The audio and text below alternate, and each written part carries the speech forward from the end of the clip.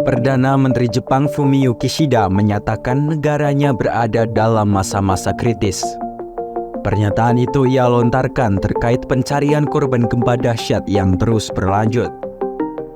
Kishida turut menyampaikan duka citanya kepada segenap korban yang terkena dampak bencana. Ia menyebut penyelamatan korban gempa sedang berpacu dengan waktu. Kishida bilang saat ini sudah lebih dari 40 jam terlewati sejak gempa mengguncang Jepang. Sementara 72 jam pertama dianggap penting untuk menyelamatkan nyawa pasca bencana.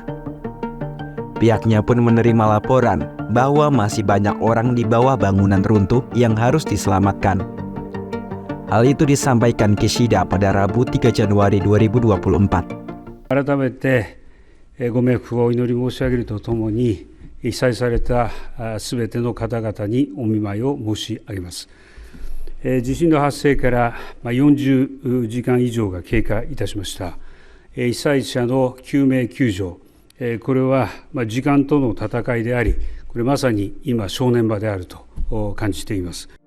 Gempa bumi di Jepang pada 1 Januari lalu dilaporkan menewaskan sedikitnya 62 orang. Ditambah gempa susulan mengguncang wilayah Ishikawa dan daerah sekitarnya selang 2 hari dari gempa berkekuatan magnitudo 7,6. Kishida menyebut pihaknya menambah jumlah pasukan penyelamat yang mulanya 1.000 menjadi 2.000 orang. Hal itu dilakukan untuk memberikan dukungan darurat. Pasalnya, pihaknya tak bisa memastikan berapa banyak korban yang masih berada di reruntuhan. Di sisi lain, pesawat penjaga pantai Jepang yang membawa bantuan untuk korban gempa juga mengalami kecelakaan. Pesawat itu bertabrakan dengan pesawat Japan Airlines yang mendarat di Bandara Haneda. Kini Kishida memastikan berbagai kementerian dan lembaganya tengah bekerja sama untuk mengamankan berbagai jalur transportasi.